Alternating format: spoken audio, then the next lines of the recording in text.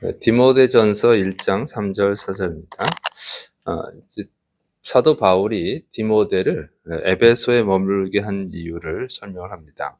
디모데전서 1장 3절, 내가 마게도냐로 갈 때에 너를 권하여 에베소에 머물라, 이렇게 돼 있죠. 그래서 바울은 마게도냐, 그러니까 마게도냐는 마케도니아예요. 그래서 알렉산더 대왕의 아버지 필립이 세운 왕국이죠. 거기서 이제 알렉산더가 세력을 키워서 이제 세계를 정복하게 됩니다. 그런데 이제 이 왕국이 로마 제국의 정복을 당해서 로마의 한 주가 되었어요. 그리고 이 마케도니아의 수도는 데살로니가입니다. 이 사도 바울은 디모데와 함께 그 갈라디아 지역에 있는 에베소에서 이제 머물렀어요. 그러다가 이제 마게도니아 지역으로 가면서 어, 디모데에게 에베소에 머물러라. 그러니까 이제 에베소 교회에 머물라고 말한 거예요. 그래서 디모데는 이제 사실은 바울과 함께 마게도니아 지역으로 가고 싶어 했는데, 예, 이 바울이 그냥 에베소에 머물러라, 에베소 교회를 돌보라, 그래가지고 이 에베소에 남아서 사역을 하게 된 겁니다. 그래서 여기서 알아야 되는 것은 뭐냐면, 하나님의 일이라고 하는 것은 자신이 하고 싶은 것을 해서는 안 된다고 하는 거예요.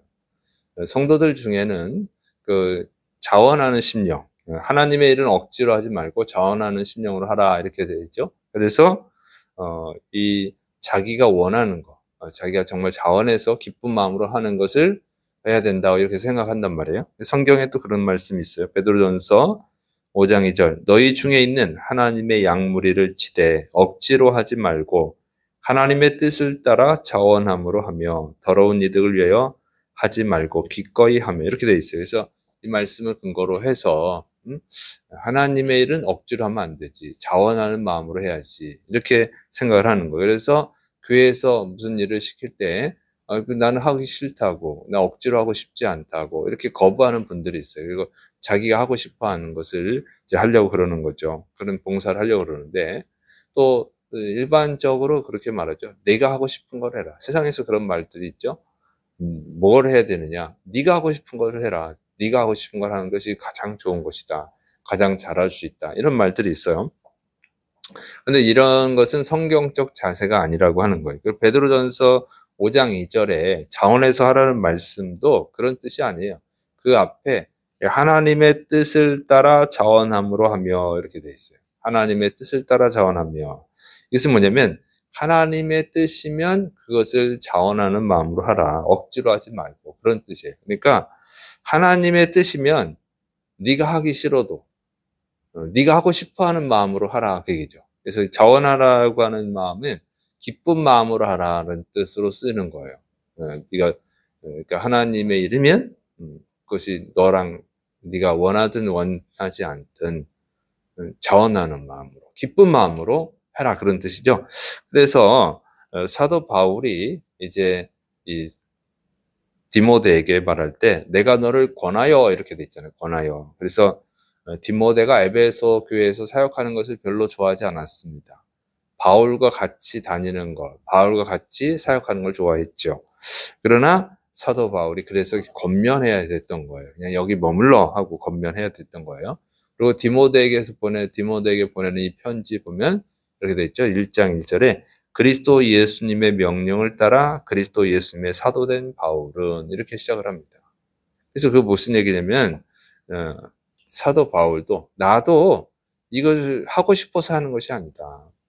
내가 사도가 된 것은 내가 사도가 되고 싶다고 해서 사도가 된 것이 아니다, 그런 얘기예요. 내가 전도하고 다니는 것은 내가 전도하고 싶어서 하는 것이 아니다, 그 얘기예요. 주님이 명령했기 때문에, 그것을 하는 것이다, 그 얘기죠. 사도 바울도 원래 그 사람이 뭐 사도할 생각도 없었고 전도할 생각도 없었죠. 주님이 만나서 주님이 사명을 주셨기 때문에, 명령하셨기 때문에 사도 바울이 하고 있는 거예요. 그리고 그걸 기쁜 마음으로 하는 것이죠. 이것이 교회 일을 하는 자세라고 하는 것입니다. 그래서 디모데에게 에베소 교회에서 사역을 혹시 하기 싫다고 해도 기쁜 마음으로 하라, 그렇게 권면하고 있는 것이죠. 그래서 내가 하고 싶은 것을 해라, 이거는 성경의 가르침이 아니에요. 그것은 세상의 가르침인 거죠.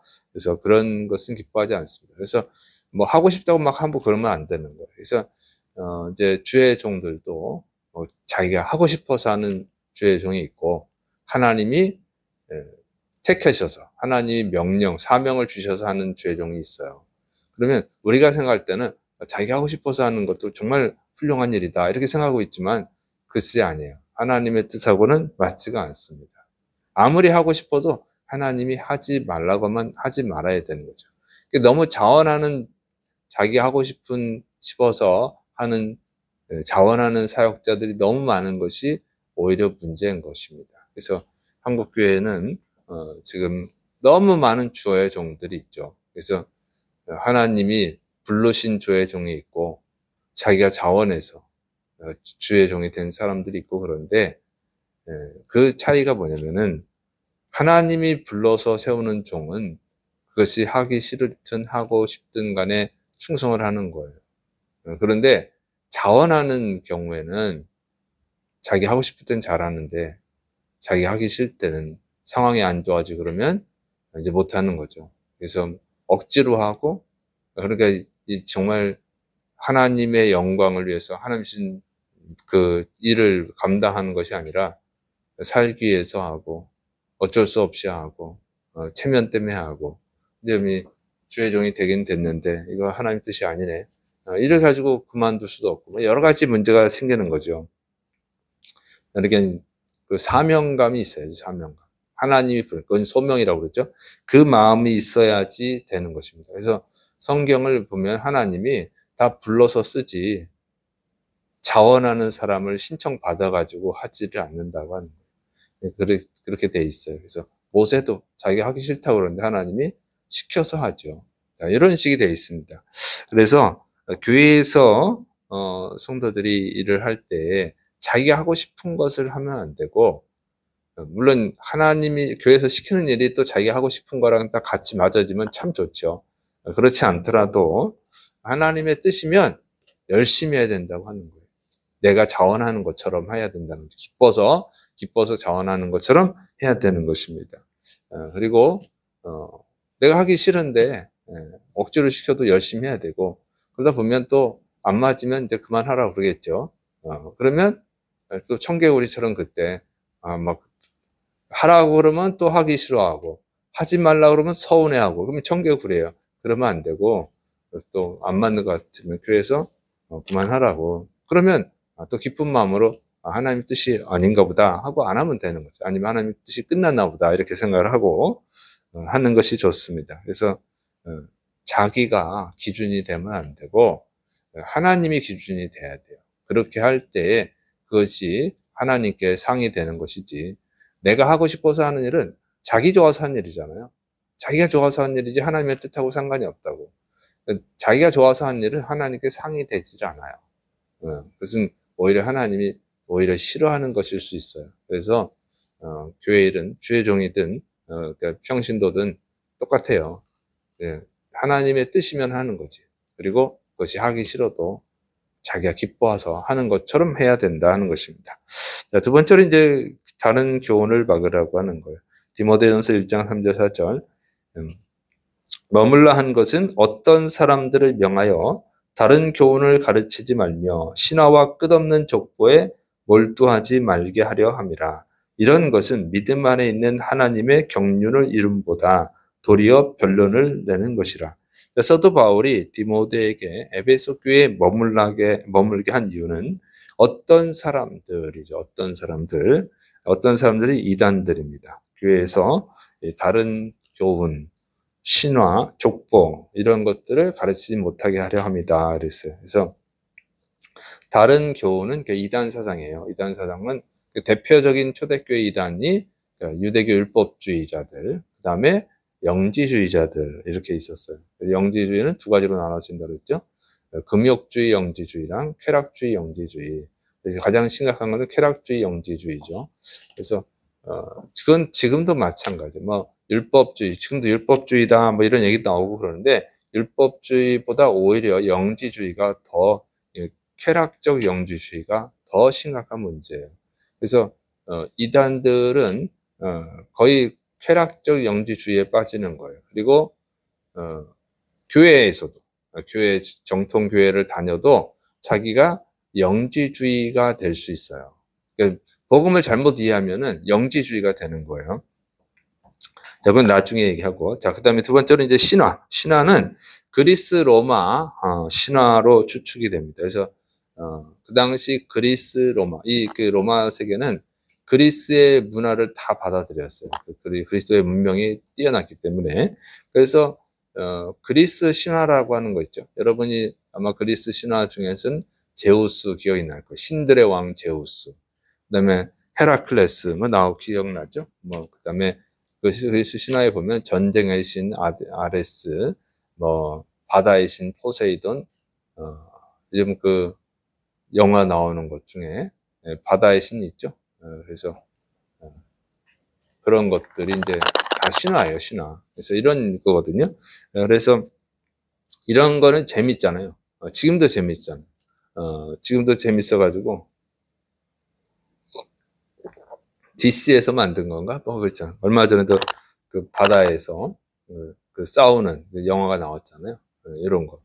그래서 이런 것들이 지금도 뭐 재미있고 그럴싸한 거예요. 근데 현대 이 과학이 발달한 세대에서도 시대인데도 그런 게 재밌고 정말 그럴 수도 있겠다 이런 생각을 갖는데 그 당시 이 과학 문명이 발달 안 한 시대는 얼마나 하겠어요? 정말 그 막 믿는 거예요 그런 거를. 그래서 사도 바울이 전도할 때 그 병든 자를 고치니까 정말 이 허메와 스스, 그게 뭐지? 스스가 제우스 신입니다. 제우스 신이 왔다. 뭐 이런 식으로 했던 것들이 이제 성경에 나오죠. 그래서 이런 신화들을 믿었어요. 그래서 이런 것은 결국 우상숭배이기 때문에 이것을 금지시키는 거예요. 그 다음에 끝없는 족보. 유대교의 그 선민 사상 있죠. 그래서 아브라함의 조상으로 이어지는 거예요. 아브라함이 우리 조상이기 때문에 우리는 당연히 구원받아. 이런 생각들. 네, 이 사상에 또 영향을 받아가지고 모방한 거죠. 자신의 족보를 아주 위대한, 인물들, 위대한 신앙인들과 억지로 연결하는 거예요. 우리 조상은 말이야. 이런 식으로 해가지고. 그 다음에 영지주의자들의 경우는 이제 이것들 또 모방을 해가지고 계속 족보를 타고 올라가는 거예요. 그래서 하나님을 뛰어넘어서 다른 신을 찾는 거죠. 그래서 하나님이 계시기 전에 하나님은 누가 만들었을까? 이런 생각을 하고 있는 사람들도 있죠, 지금도. 이런 식이에요, 이런 식으로. 그러니까 이런 것들을 다 금하라고 하는 거예요. 그래서 이 에베소 교회는 사도 바울이 2차 전도 여행 때 세웠던 교회예요. 개척한 교회인데, 그리고 3차 전도 여행 때는 이 에베소 교회에서 3년간 머무릅니다. 3년 동안 아주 잘 가르쳤어요. 그럼에도 불구하고 이런 이단 사상이 침투했다고 하는 것이죠. 그래서 디모데를 남겨놓은 거야. 이거 심각하구나. 응? 그래서 사도 바울이 감옥에서 석방이 된 후에 에베소 지역에 갔다가 이거 심각하네. 그래서 네가 좀 여기서 남아서 이 문제들을 해결해라. 이렇게 하는 것이죠.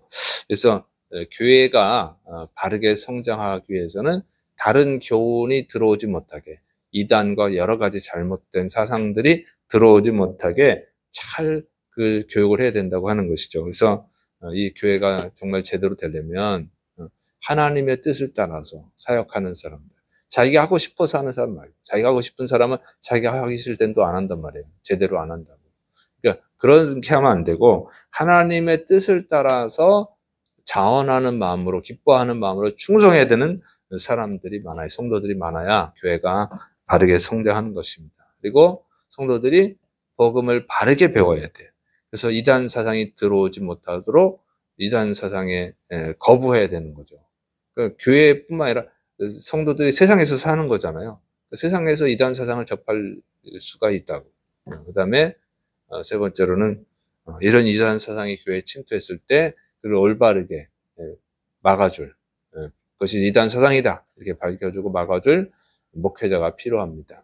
그러면 교회가 바르게 서는 거예요. 그런데 성경은 이미 예언이 되어 있어요. 말세 때가 되면 적그리스도가 침투하는 거죠. 각종 이단 사상이 들어와요. 그래서 정말로 하나님을 바르게 믿는 또 하나님의 일을 하는 사람들은 거의 없습니다. 그래서 지금은 이미 말세예요. 그래서 여러분들이 더 심각한 상황에 이르기 전에 정말 말씀을 잘 배우고 또 하나님 앞에 열심히 충성해야 될 줄을 믿으시기 바랍니다. 기회는 오래 가지 않아요. 아직은 우리가 그래도 복음을 자유롭게 들을 수 있지만 언제까지 그렇게 될 수 있을지 모르겠어요. 지금 세상이 돌아가는 걸 보면 전쟁이 점점 더 커지고 확대되고 있어요. 그래서 그리고 과학 문명의 발달은 지금 하나님을 향해 계속 도전하고 있습니다. 그래서 인간 복제, 그다음에 AI의 발전, 이런 것들은 굉장히 교회는 도전이 되는 거예요. 교회를 공격하는 세력들이 돼요. 그래서 거의 주님의 날이 가까웠다 이렇게 봅니다. 그래서 믿음으로 바로 서시고 또 열심히 기회가 있을 때 가족들, 친구들, 직장 동료들 전도하시를 바랍니다. 기도하겠습니다. 사랑이 많으신 하나님 아버지, 오늘도 말씀으로 우리를 가르쳐 주시니 감사드립니다. 우리가 진리 안에 바로 설 수 있도록 붙들어 주옵소서. 특별히 또 사순절 기간입니다. 하나님 앞에 바로 설 수 있도록 거룩한 자로 설 수 있도록 붙들어 주시고 또 다른 영혼을 전도할 수 있도록 우리에게 능력을 더하여 주옵소서. 주께서 역사하심 믿고 예수님의 이름으로 감사하며 기도드립니다. 아멘.